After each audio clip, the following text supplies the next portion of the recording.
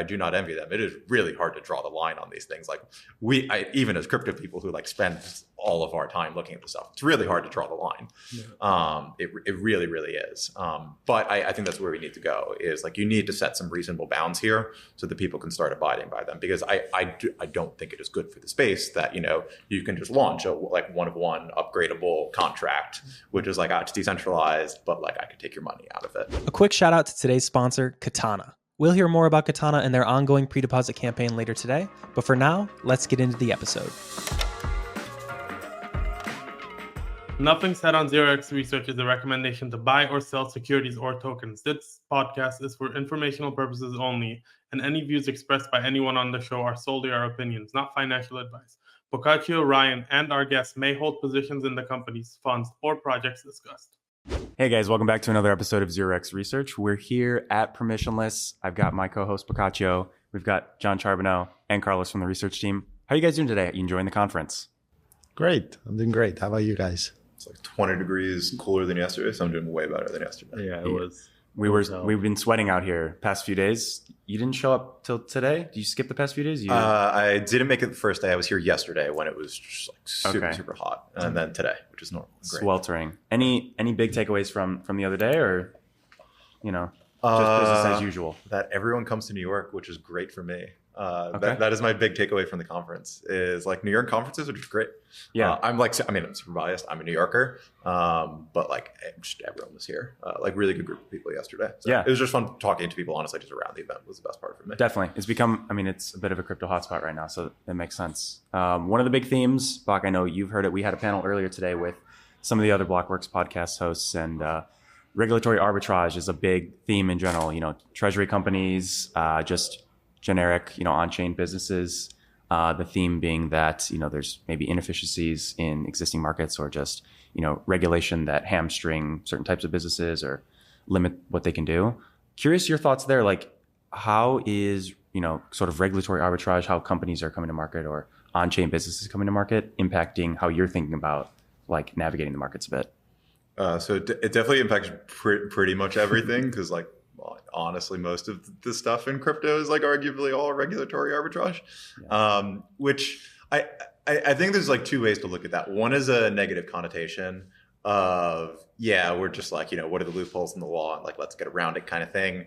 And then I'd say the positive interpretation, which I think is very often also true, is, hey, obviously these regulations are outdated and old, and what if we can build a system which actually makes those regulations just not relevant anymore? Like with technology, we actually solve the problem that those regulations were trying to address in the first place. So if we just solve the problem in a different way of like, hey, no, like your funds are actually held in a non-custodial manner, and like there isn't someone to steal them from me, well, then it makes sense that like a lot of the reporting and requirements that you would normally have around a custodian who's holding your funds, they actually don't make sense anymore. The unfortunate reality is like we're somewhere in the middle, and honestly often on the side of like there's a lot of arbitrage and people taking advantage of the lack of clarity. Because obviously there are a lot of protocols that toe the line of, in particular, what is custodial versus non-custodial. And I like the places where that gets criticized, I'd say the most often is like all the L2s, which people criticize as like, oh, these are just multi-sig upgrades. And then in practice, what do you look at? Okay, what are most of the applications on top of the like decentralized chains like Solana? A lot of them are also just like multi-sigs with very strong upgradability. Yeah. And I think that's a problem. I think that as a space, people are definitely getting better about those things. The trend is definitely towards getting better. But this is one of those areas where I am very happy that regulators are actually going to set a good framework for us, because this is one of the areas where I think that we need this.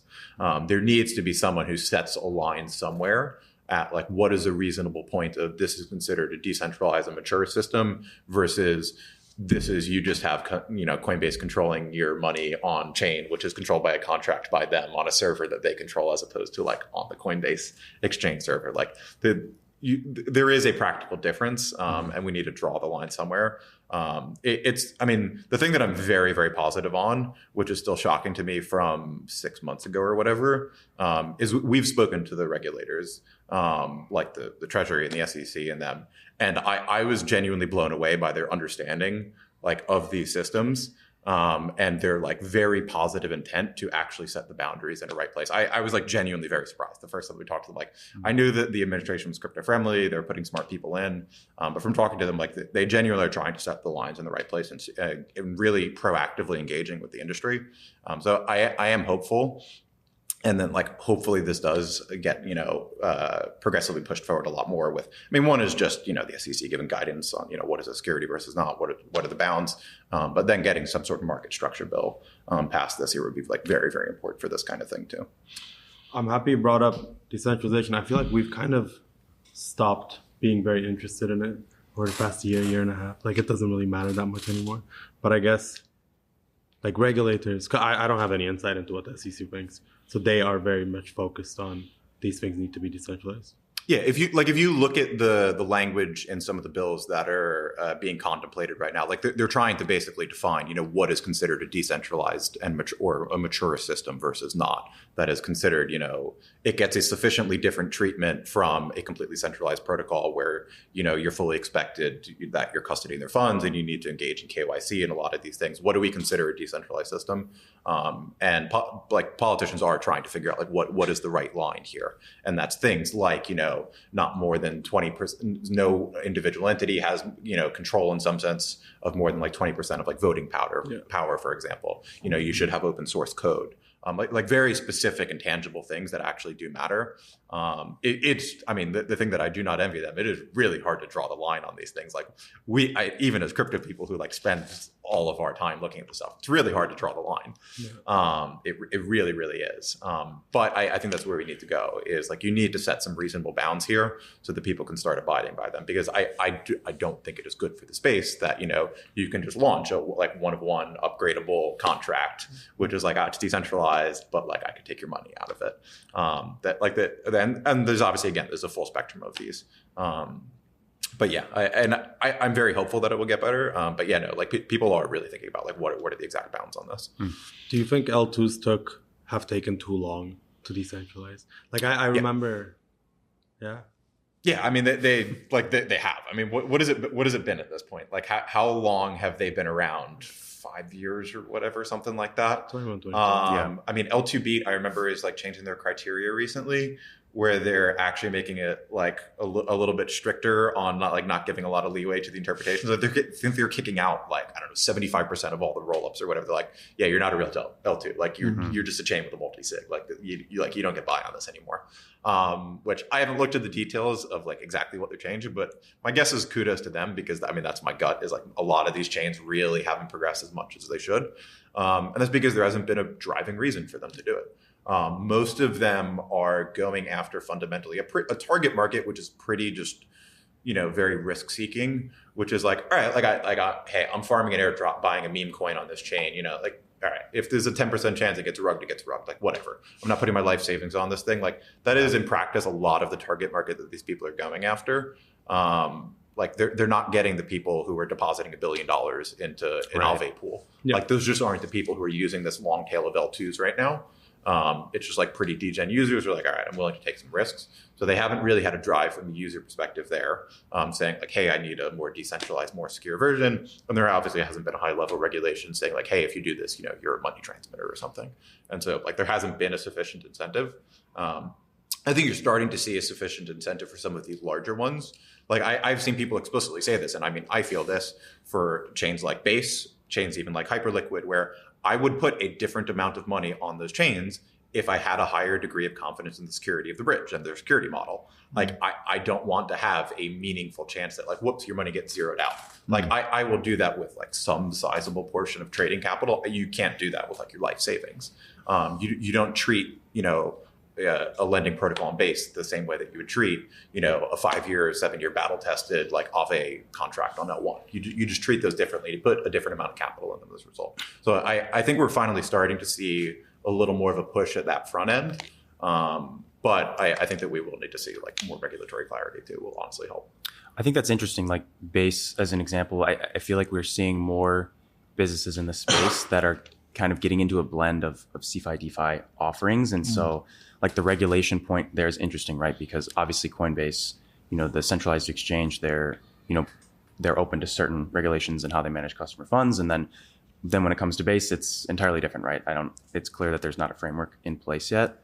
I don't know. Are you thinking about these differently than maybe something like a Hyperliquid or something that's on chain that's, completely one way or the other, where, maybe there is like an existing business that falls within the regulatory framework, and maybe you have some kind of expectation, that Brian Armstrong and his team won't rug you on Base, or is it really all the same to you? It's like, we need more clarity to say one way or the other. I think clarity will be good in general, but there's definitely going to be a spectrum of these types of centralized versus decentralized systems at the end of the day. Like, one of the things I am super bullish on in general is a lot of these, DeFi mullet type of style things where CBBTC in a Morpho pool, but like Coinbase abstracts it away. And they take care of it. That like makes a ton of sense. I think we're going to see a ton of that from Robinhood is obviously making a push on chain. All these chains are going to do stuff like that. In practice, there's also very often a very clear desire for centralized products. The thing is, when you have degrees of centralization on these products, you need to expose them as that. So like the simple example right now is like Maple. Maple is doing really, really well as a borrow-lend protocol where they very intentionally have multiple centralized aspects. And if you go interface with the like centralized aspects of using the market, like you are KYCing and going through documents with them, like they know who you are using a qualified custodian, and that's great. And you treat it that way. You don't just like, YOLO people's money into like a one-of-one multi-sig. Like you know where the money is, and it is treated in like a regulated way. And so when we have these borderline CeFi DeFi products and there are aspects that are centralized, that's great. Like a lot of people prefer their money to be held at a qualified custodian because I will just trust that more than like most smart contracts in practice. They're just like, they're less likely to lose my money and screw up, which is great. But like when you do that, you obviously need to KYC customers and like tell them like, hey, your money is being held at this custodian, as opposed to just abstracting away like, oh, this is a decentralized system in the background. Like, don't worry about it. And meanwhile, it's like, it's a centralized system in the background. Right. So I think people just need to very clearly spell out like what are the types of systems, because there's definitely a real place for centralized service providers like throughout all of these. And I think that's going to be the case going forward. Like a lot of people very actively prefer that, and like it's totally fine. And mixing the best of those parts together is again what makes sense. Like for Maple, it makes sense that a lot of it is centralized in some ways. Where like, hey, I want to hold my money at a qualified custodian, but it makes sense to also get the advantage of like, okay, but you have permissionless people can lend capital into that for the people who are willing to take that. So like those blends are going to be super useful going forward, and just figuring out where to set the lines is going to be good. This episode is sponsored by Katana. If your assets are sitting idly, they're dead. Katana is built from the ground up to bring your bags back to life. Get started with Katana by joining their pre-deposit campaign before mainnet launches at the end of this month. Follow the links in today's show notes to get started. This episode is brought to you by Ledger, the global leader in digital asset security. Celebrating 10 years of innovation, Ledger remains the most secure hardware wallet for your crypto and logins, trusted by 7 million users and securing 20% of the world's digital assets. Follow the link in today's show notes to grab your Ledger now. As always, investments in blockchain technology involve risk. Terms and conditions apply. Do your own research. Yeah, something that I've been thinking about recently is that objectively, there are no switching costs in crypto. But like when you think about it, like protocols like Aave have been so dominant like in recent years because they have like this battle tested aspect, and people know that if they keep their money in Aave, they're not going to get rocked, and they're not like risking all of their capital, especially for applications that are very capital intensive. And so like even if you offer like higher rates in other like money markets and stuff like that, like people are not like the risk adjusted rate of like moving to a less battle tested money market and less battle tested exchange, like all of these like clauses that are being popping up, like is so much higher than just like leaving your money in an application that you know is not gonna like steal your capital or has no smart contract risk or has minimized that over time. Like, how do you think about like switching costs in crypto? I'm just curious about that. Switching costs are definitely structurally lower in general, I would say, across the board in crypto than in like most of the traditional world. And it's always a difficult thing because, I mean, very often that's like the whole point of these systems. That's a really good thing. That also makes it often difficult as an investor because like, all right, maybe we did build a really good system that's great for user surplus, but that doesn't mean that there are any like necessarily good investments. And I mean, this is the thing that I was like, I was at a dinner the other day and they asked you like, what are things you had to give something that you're bullish on and something that you're fearful of. And this is the thing that like, I mean, people have said this before, but I think it's very legit of like, the thing I said I was bullish on was like a lot of this DeFi mullet kind of stuff. And then the thing I would be fearful of is like, that doesn't actually mean this is good for any of our investments. It's very possible that like, yeah, all of this stuff in the background is like super low switching costs, and these, you know, centralized front ends, like they don't care if they're using, you know, a Morpho vault or an Euler vault or Aave or like whatever in the background. Like they're going to end the user and they're going to capture all the value, because it's really easy to like move the money around behind the scenes. And like there isn't really a strong structural moat for most decentralized protocols. So it's like totally possible that, yeah, I mean, Coinbase and Robinhood and BlackRock and JP Morgan shop, like, thanks for building all this open source tech, guys. This is sick. Yeah. They just make a bunch of money on it. And so I think there are some areas where there are better structural moats. But like most of crypto, yeah, I mean, liquidity is pretty mercenary and will generally move around. There are areas where, I mean, it's just like things like trust in the smart contracts. And where at some point liquidity begets liquidity, where, you know, you just do default go to the most liquid markets. But yeah, I mean, capital can move around, and I mean, this is why I think most of the value in the long run, we're already seeing this happen, is going to trend closer and closer towards like who actually owns the user, because most of the background tech can just be kind of swapped out. Like if this DEX is cheaper, great, I'm going to switch the back end over to there. Like the thing that's going to make money is what is the user actually interacting with, for the most part. Do you think wallets, this is what you said makes a lot of sense to me, like who owns the user? Do you think wallets do? I feel like the wallets don't do enough in crypto. So they definitely don't right now.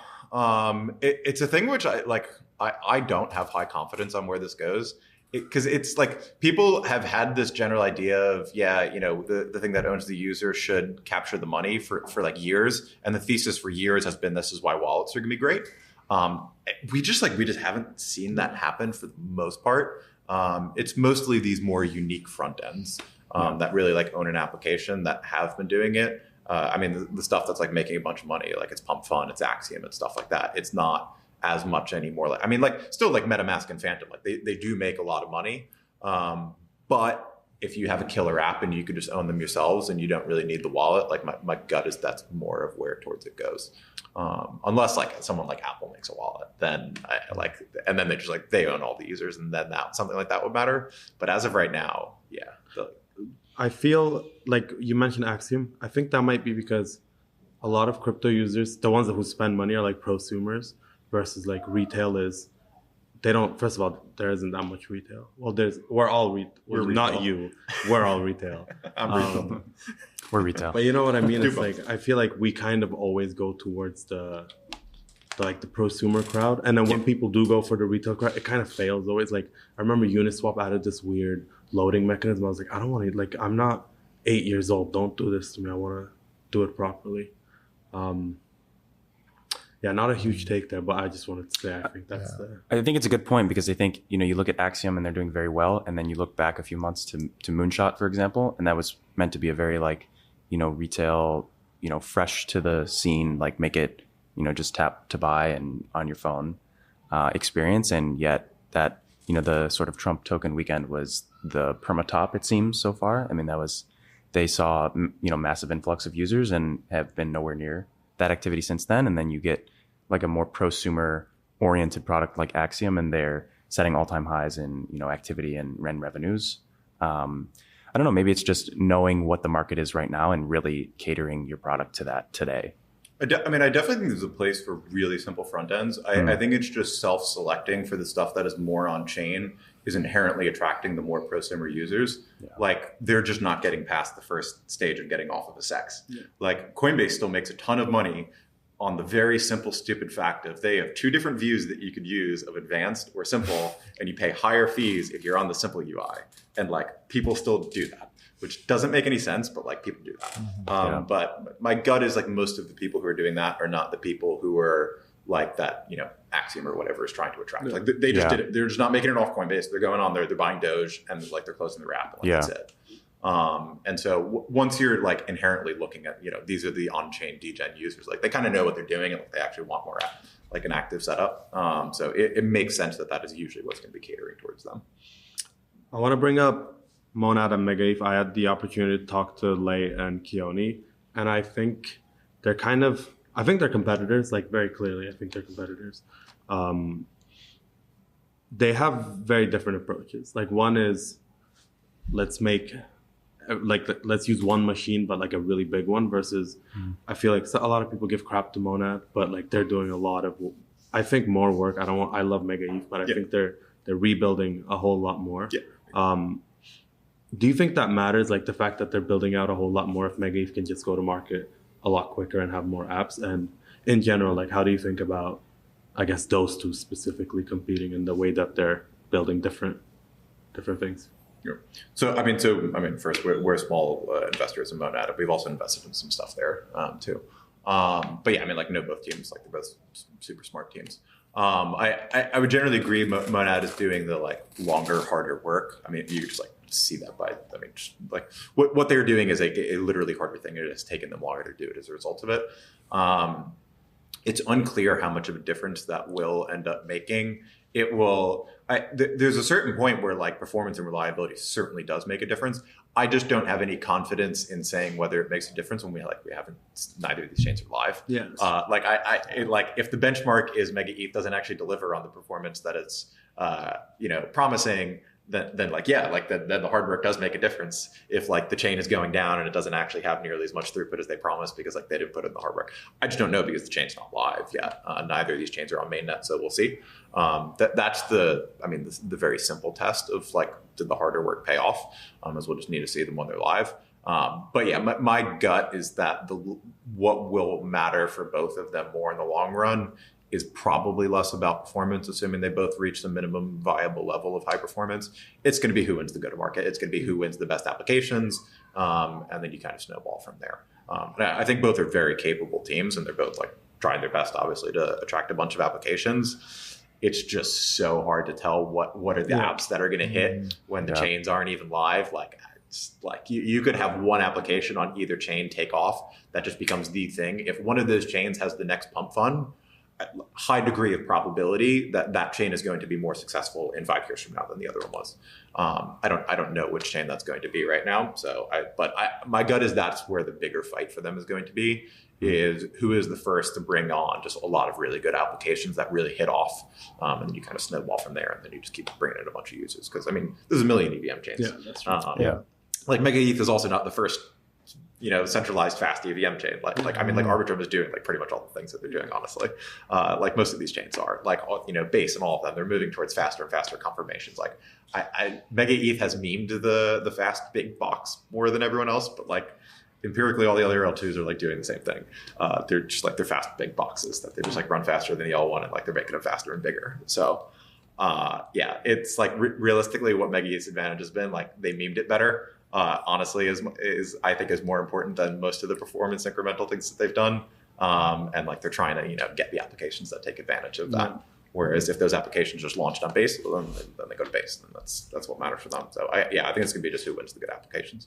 Like in the application layer, like what sectors are you most excited about? Because it feels like whenever a new ecosystem launches, you always see like the same forks all over again. Like I mean, that's the money market fork, like the DEX fork, like. What sectors do you think like can bring new applications that can be the next pump fund or whatever it is? So, I mean, the vast majority of things that I have seen on MegaETH, Monad, and HyperEVM as the like 3 big EVMs right now are mostly just new chain copy over the same things. It's like a bunch of LST protocols. We need a bar-LN protocol. We need a perps exchange. We need a DEX. Like, it's mostly the same things. I mean, this is a really just hard problem that's not unique to any chain. My gut right now of what is the most likely is you need to hit something probably more in the like prediction market, meme coiny type of area. I think there's just like naturally a lot more degrees where you can get creative and have like a more unique application there. Whereas I think it's gonna be really hard to basically just build like the big meme like ZK Hyperliquid or like whatever right now. I think someone's probably, if I had to bet, like gonna build something better than them at like some point in the future on chain that like seems probable. I don't know, maybe in a few years, I don't know, but like trying to differentiate on that, I don't see any clear differentiation right now of like, hey, we're launching a perps exchange on MegaETH or Monad or whatever, then like it's a little bit faster. I don't think that's gonna get most people. I don't think most basic DeFi is going to get materially better on any of these chains versus, Solana for if you just needed fast and access to a lot of consumers, or Ethereum if you just wanted max capital. I don't see them materially beating them out there. So I think the areas that are like, there's a proven market, but there are degrees where you can get creative. are probably around prediction markets and meme coins, because those are both very real markets where I think degrees of creativity on the margin can actually get you, a breakout application pretty quickly, where I think there are areas to clearly improve on. I don't think anyone would tell you that Polymarket or Pump Fund are perfect. I think they're very clearly imperfect in a number of ways. And so those are more likely to be beatable to me than building, the next Hyperliquid, but it's a little bit faster, or the next Aave, but it's like a little faster, I guess. I see a lot of this is the next Hyperliquid, and sometimes like their tech is genuinely better. Yeah, it is. But I mean, the thing with Hyperliquid is they have 270 markets versus these guys have like 10. Yeah. So it really that like people want to trade. They don't care if it's it's a little faster. I don't care. I can't long dog shit on it. So it's exactly. I think the point about money markets is it hits pretty well here as well. And same with, simple swaps and just trading as well, because it's like, I don't know that you want to play funny games with money markets and lending and leverage.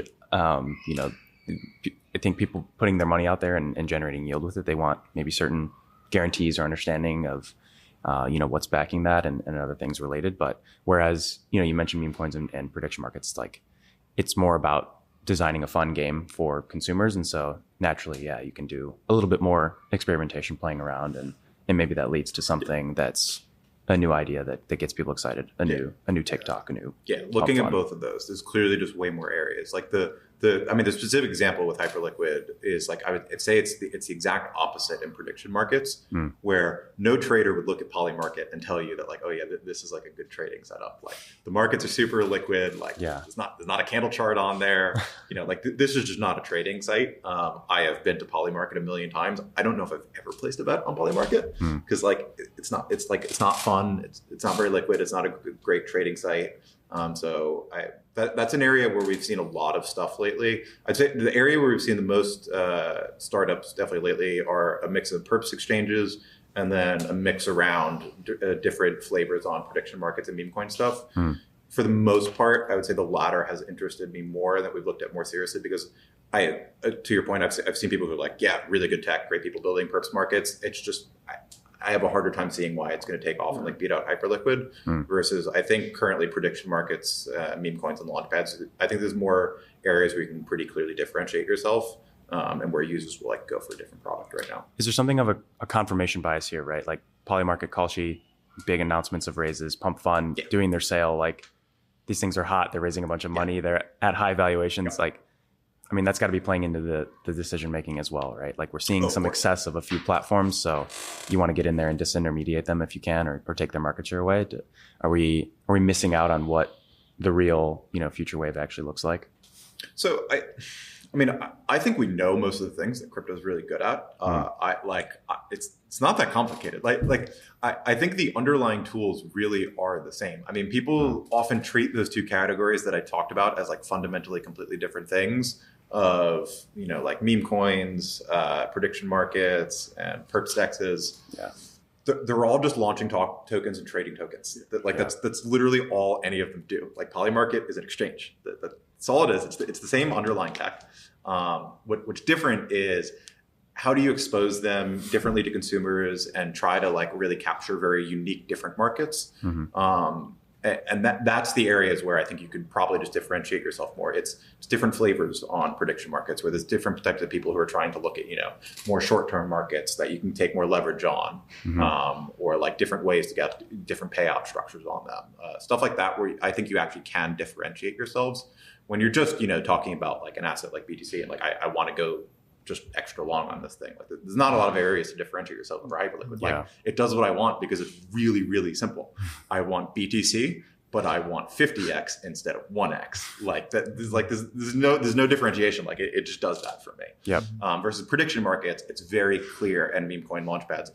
Meme coins are, just like fundamentally, there's so many degrees of creativity because it's literally just like a consumer gambling fun experience. Like just different interfaces and different ways to gamify it that you can differentiate. And same thing with prediction markets, where currently they're very just like shown as a news kind of thing. They're just not presented as a real item for you to go trade on. and just don't have the right markets and market structure for that. So I just think there's a lot of areas to differentiate there. But yeah, I mean, I'm sure that it's definitely not a surprise that the biggest applications that we're seeing right now are perps exchanges and prediction markets. So big surprise, like what are a lot of people raising to do is like, oh, I'm going to build the next prediction market or the next perps market. What we as early stage investors obviously have to do is just figure out like, okay, what is just purely beta chasing versus, hey, I actually think an upstart can meaningfully disrupt the current incumbents right now. Yeah. In general, I see that as materially easier in a lot of the prediction market and kind of meme coin infrastructure areas compared to building the next ZK Hyperliquid. It just seems super structurally really difficult to me to disrupt that.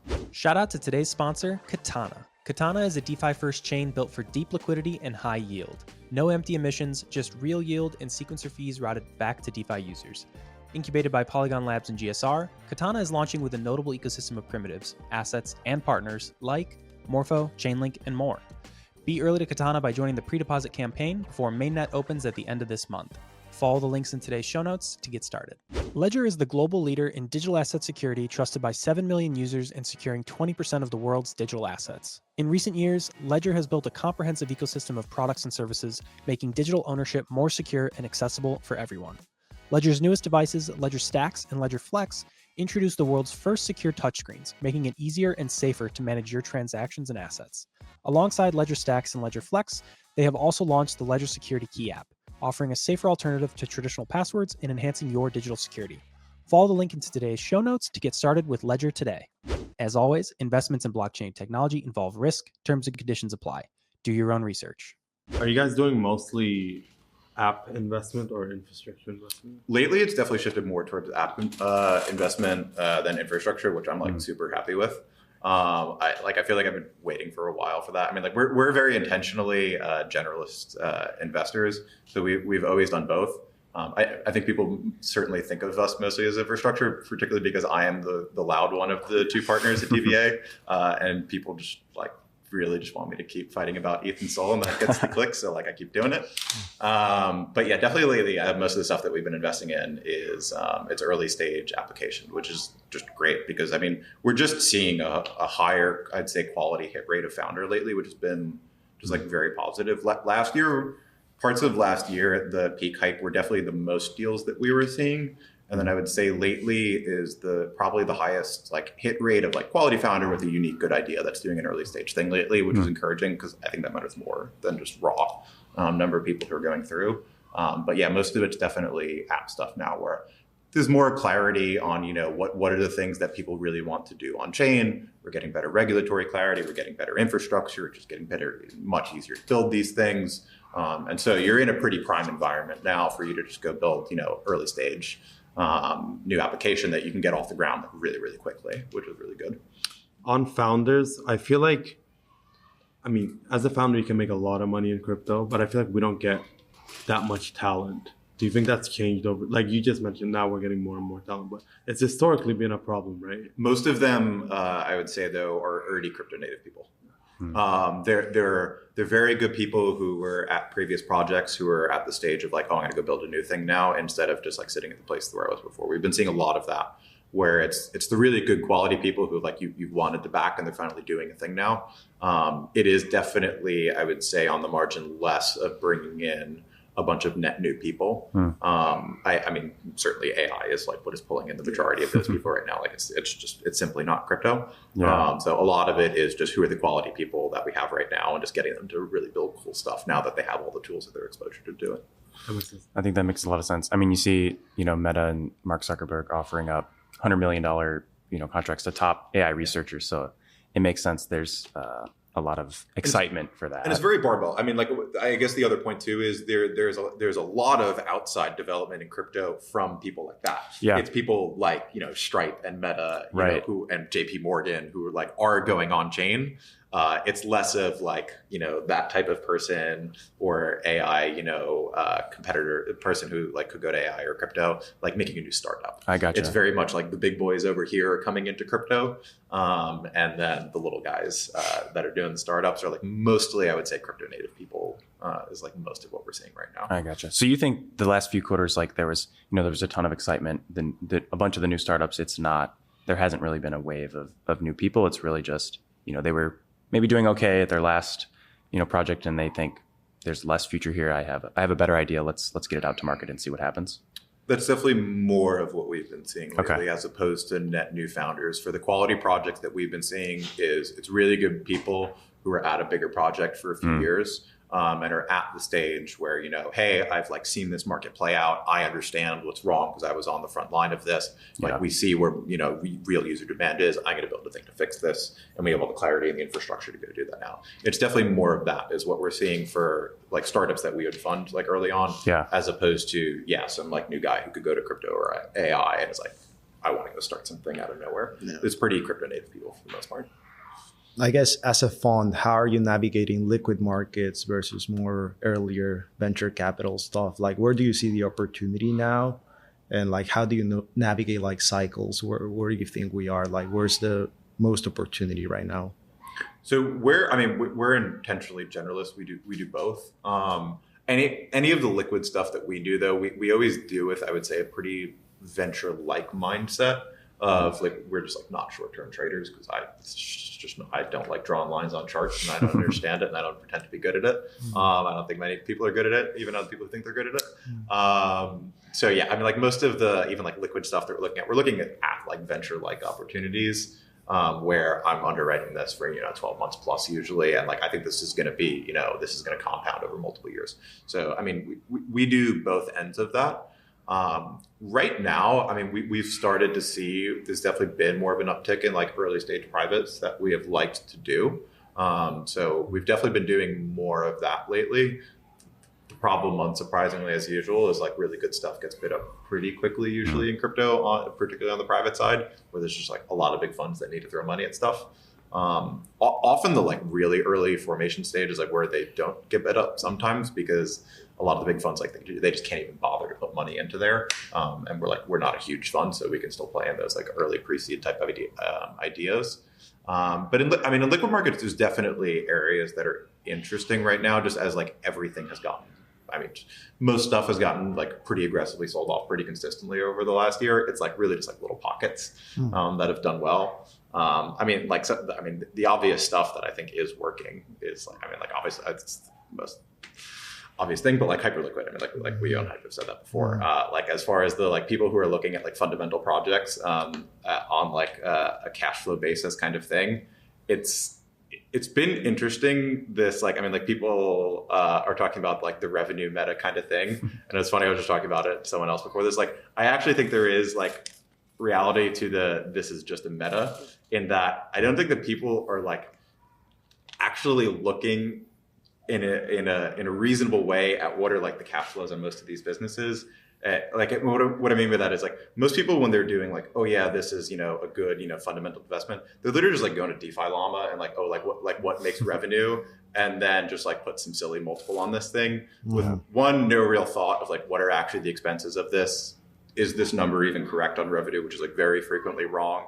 And then actually trying to project forward, how much money is this actually going to make?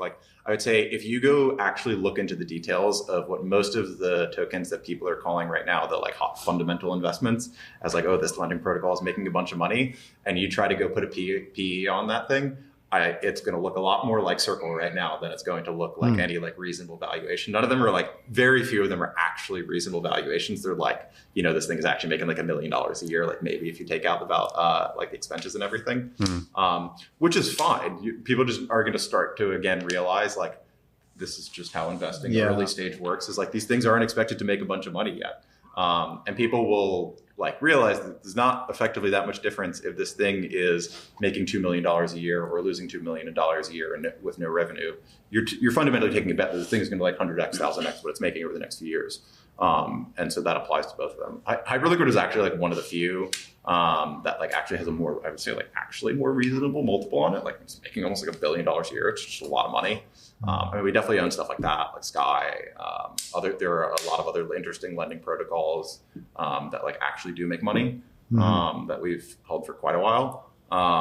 So some of those, but it's been tough because I think that people are starting to just bid up pretty aggressively. What are the things that they see as revenue tokens, when they're just these actually aren't reasonable valuations when you value them on just actual fundamentals. If a TradFi person looked at this, the valuation wouldn't make sense. Yeah, I feel a lot of times people forget that valuations are forward looking. Yeah. So if you like Which should you be would very have obvious, you would but have people do forget missed that. you would have missed like the Sol trade, for instance, if you would like looked at like current revenue. Exactly. Like it's like I literally replied to someone who tweeted that recently. I think they were trying to make the point of like, this is a knock against like the revenue meta, like whatever kind of thing of like, oh, if you were looking at, if you just worried about like projects that are going to make money, you would have missed Sol. And it's like, no, what you had to do is just be forward looking, because it's like always what matters. Yeah. It's like, it's not what they are doing today. It's like, what do I think they're going to do tomorrow? Like we bought Sol in, what was it, like mid 2023 or whatever, when it was making like no money at the time. I had an expectation that like the chain's going to work and like it's actually going to make a bunch of money. And that goes along with performing much better. So you do have to be forward looking. And yeah, that's what way too many people are just getting wrong today, is it's like crypto people just all of a sudden just discovered that like making money is a thing. And then so now like everyone just hyper fixated on like how much money is everyone making today, and that's like all that matters. And they're just like forgetting about this. It's just like not how investing works, particularly in super volatile markets where like you have super low quality of earnings for a lot of these. So much of it is incentivized. If you just look at the top line numbers on these, like you're going to draw the wrong conclusion like 9 times out of 10 in crypto. It's not simple. Yeah, we overcorrect a lot. Yep. Yeah, I think so. This episode is brought to you by Marinade. Marinade is focused on developing staking technology that strengthens the Solana network and connects Sol holders with the best staking rates available. With solutions for both DeFi and TradFi, including liquid and native staking, as well as direct enterprise integrations, Marinade's high-performance staking delegation platform brings billions in liquidity and security to the Sol market. To learn more, follow the link in today's show notes, and thanks again to Marinade for sponsoring today's episode. As always, investments in blockchain technology involve risk. Terms and conditions apply. Do your own research. I wanted to ask about, you mentioned Stripe, Facebook, Meta. Coming in. Where do you see the value go from there? Like, let's say I'm Robinhood. I'm coming into crypto. My idea is that apps don't benefit. It's mostly the chains that do. But I'm curious how you think. As far as who benefits from then coming on, how would the chains benefit, at least for those examples? I mean, for Coinbase coming on, they just have their own chain. And Robinhood, I mean, there's a pretty good chance that they will just do the same thing. So in those cases, definitely, like there is no other chain. My guess is the applications benefit more, but I don't know that that's really a fundamental thing, versus I just think applications going forward will benefit more from more activity, just pretty structurally. Because I mean, like one of the simple examples would be, they have their own chain, so it messes it up. But like Coinbase announcing like that they were going to put DEXs into their main exchange like wallet interface that users have, not into like Coinbase wallet, like into the main Coinbase exchange, where I can go buy like virtuals or whatever on their exchanges, just using DEXs in the background. My gut is like most of that is just going to be like super useful for the applications that like actually get sticky in there. But that assumes that these like centralized front ends won't also just like make those applications, which is increasingly looking like that's probably not going to happen. Like we've seen, I forget which one of the Asian exchanges. I don't know if it's Bybit or OKX or one of them. Like, aren't they making like a DEX on? Bybit. Bybit. Like I would imagine plenty of them that are particularly the more crypto native, sophisticated ones. Like they're just gonna make their own app and like direct people there, and then they can monetize that too. Yeah. I wonder, because they see that apps make more, like previously you made a lot more money doing infrastructure stuff, but now apps are actually making some money. So that's why I'm wondering if like if I'm Robinhood, I wouldn't want to build out my own infrastructure, and I would just build out apps on pick whatever chain. And then that's why I think. Like if you look at it from the perspective of centralized exchanges, like look at Binance, they launched their like own L1 like 2017. Look at Coinbase, they launched like an L2 like one level above, and now Bybit's launching like an application Solana. They're not even like bothering like with the infrastructure layer. So I think like that's like one of the trends we're seeing, where you're seeing like it's actually possible to be very profitable on a chain. You don't need to worry about the infrastructure anymore. But yeah, like things like Robinhood have like pretty high incentives on like owning like the whole stack, I feel. Yeah.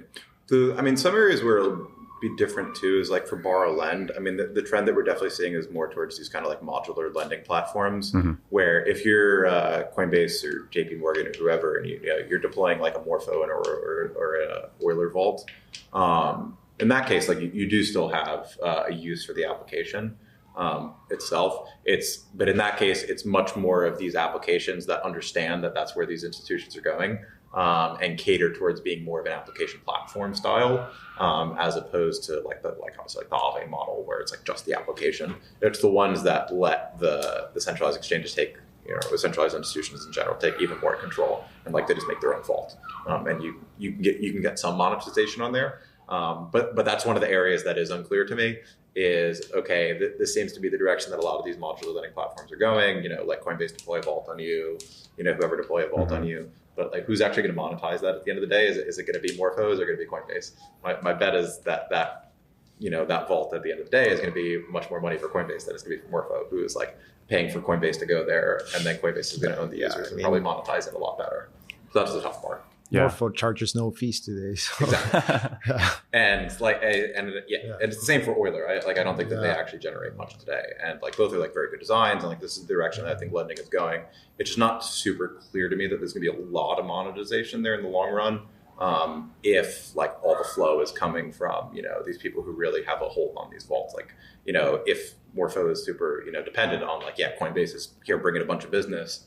Morpho probably can't like jack up the fees pretty structurally on them right now, because like they'll dip. Like Coinbase actually owns the users there, and brings the flow. I think a good point also to consider with like transitioning from chains to apps is that back in 2017, or maybe if we think more of like 2020 or 2021, it made more sense that Binance BNB had their own chain, because asking your users to go pay $100 for a swap and then also trying to monetize them on top of that, like, it feels almost impossible. But to go and build your own chain, lower the costs either by just having your own separate state or whatever you want to do, beef up a machine, make it a little more centralized. That made sense, I think, for Coinbase as well, right? They launched in 2023, I want to say, with Base. So same kind of thing. But now with like Solana, for example, being more ubiquitous and more chains kind of pushing in this direction of it should be relatively low cost, high throughput for the average user. It seems like it's far more feasible for an exchange to plop something down on top of that. It's relatively low cost. They could subsidize it, that the transaction cost themselves, and then monetize their users with that application layer on top. Whereas that might not have been possible in the past. It would have been far too burdensome. Yeah, I definitely think the trend is going to be in that direction of if you can do a thing without deploying a new chain, as one of these kind of like Web 2 adjacent type of people coming in, they're going to do it without deploying a new chain. And there's plenty of things where they will still want it today for whatever reason of control. But if you don't need that, they just don't do it anymore, which is why like Bybit is doing what they're doing. They're like, why would we launch a new chain and try to get people to move over to this thing? Like, we're just going to monetize them on the app anyway. They don't need to deal with the rest of this infrastructure. Like, it just works. Right. My gut is that's where more of the trend is going to go towards and stuff like that. Jon, would you say Base is or has been successful? Yes. Okay. Very. I mean, like for themselves. I mean, like people just like always, I feel like have different, like what their goals are for there. Like how helpful has it been to Ethereum is like the other thing that obviously people like talked about all the time. But like, I don't know that it's helped Ethereum a bunch, but like, I think that Base has been very successful for Coinbase as a project. I mean, what do they generate? Like 100 million a year or something like that in profits. It's definitely been worth it for them as at minimum, a like very crypto native team who's capable of building out your own chain, and did it at least a bit earlier stage where the infrastructure was generally worse and you have more areas to differentiate yourself on building a new chain. It's just that like as we go along and you get even more Web 2 like companies, where like they just have less of the capability or care to go build a chain for themselves, and the existing chains are often going to be better than like what they would build anyway. Like there's just like not a reason for them to go make the chain. But for Coinbase, I think that they made the right decision for where they were in time to like own the platform, because they have the capability and the opportunity to go win as a general purpose platform. And they're like, if you can also win that, sure, well, like why not? Yeah, I mean, I guess you said you were pretty bullish on the DeFi mullet kind of design, and it seems like, so far I don't think that they're still growing that, right? I think the Morpho partnership that's it's very early stages, it seems. I think they limit the amount of borrow lend that can be done with that. But it does seem like that is sort of a design that they can continue to expand, and the potential revenues from that seem fairly meaningful on top of what is relatively low cost. Yeah. And even the DEX example is the exact same bucket to me, where they announced like a couple weeks ago that they're going to just start having the DEXs in their main application. That's the exact same thing to me, where, I mean, they're not going to have always the most liquid markets or the fastest to list things permissionlessly. So it's very often going to make sense, I think, for centralized front ends to just be a front end on top of some decentralized exchange in the background. I mean, we've talked about this for a long time, but like sexes who finally just give up on some markets and start putting like Hyperliquid in the background, like that probably will happen, because it will just be easier and faster for them to list new markets and get more liquidity. And they may monetize that even more than the exchange underneath. Just like that will make sense at a certain point for some of them to do. Gotcha. I think we'll start to see that more. I think that makes a lot of sense. Any other big takes there? I know you just mentioned Hyperliquid, and I don't want Boccaccio to get too excited. Go ahead. I actually was going to ask something semi-related to Hyperliquid, but first of all, the exchange background thing, I don't think a lot of people realize that a lot of regional exchanges are Binance order books. But more specifically, I think last year, it's like, at least every time somebody, we know public markets, but semi-well, but private, we don't really have as much insight, obviously, as you do. I feel like a lot of investments were in Base and Solana. Are you seeing other ecosystems? Like, I'm curious if you're getting a lot of like Hyperliquid apps or not, or is that something that you guys aren't seeing yet? I'd say, we're definitely seeing some for Hyperliquid. Like broad brushstrokes, I would say most net new interesting things are going to Solana. And most of the Hyperliquid stuff is pretty like mostly doing a thing that exists, but like on Hyperliquid, which is a lot of the same that we've seen for most new chains, because that's the easy thing to do. More forks. Like, it's like Monad's going to exist, MegaETH is going to exist, HyperEVM is going to exist. Like it needs the basics. So it makes sense that there's just a pretty high payoff to going to be the thing if this chain works. So that's what most of it's been. For most things that are, I would say, net new, interesting things, it's Solana. Is still definitely where we're seeing most of that go right now, because it's just the rational choice. If I have like a random, prediction market meme coin thing, like those types of things that I was talking about, and you don't need your own chain, you just need a general purpose platform that works and has a bunch of users, and the infrastructure is generally there, Solana is usually the place to do it. Base is, I would say, definitely very secondary in that. Like most of the stuff that I think they have appeal for is the institutional stuff. Is they're clearly doing a good job of getting like JP Morgan onboarded. And when you see stuff like the Stripe stablecoin accounts, stablecoin financial accounts, I don't know what they're calling them, that like is letting businesses have stablecoin accounts. Like the first two chains that they integrated, if I remember correctly, were Solana and Base. It's like it makes sense. Particularly as a very institutional focus, but most of the early stage building an interesting new application we're seeing on Solana. I feel like Base kind of shifted their narrative a bit. They were very focused on consumer stuff. I think institutional fits them a little bit better. My gut is that's what will be successful for them. If we're like looking a few years forward, I don't think that they're going to win the types of things that we're mostly seeing go to Solana now. I think their success is going to come from the JP Morgans, the Stripes, those big use cases, the big corporate partners that just want a safe, like, hey, Coinbase, like, we're going to do it with you guys. That just want a partner to hold their hands. And I'm sure they're doing a good job with that. My guess is that's what will continue to be the case. Is like they're probably going to win more of that stuff going forward. I don't have any. You don't have anything else? No. Okay. We brought up Hyperliquid. Like I said, I didn't. He was going to get excited. I knew you mentioned Hyperliquid, so he had one more. Well, it was great to have you, Jon. Great to hear your thoughts. I think we can close it out there. I'm excited to enjoy the nice weather. It's not 100 degrees today. A good last day of Permissionless, and it was great to have all of you guys on for a local live OXR, at least for us. Yeah. Thanks for coming on. Yeah, that's well. Awesome.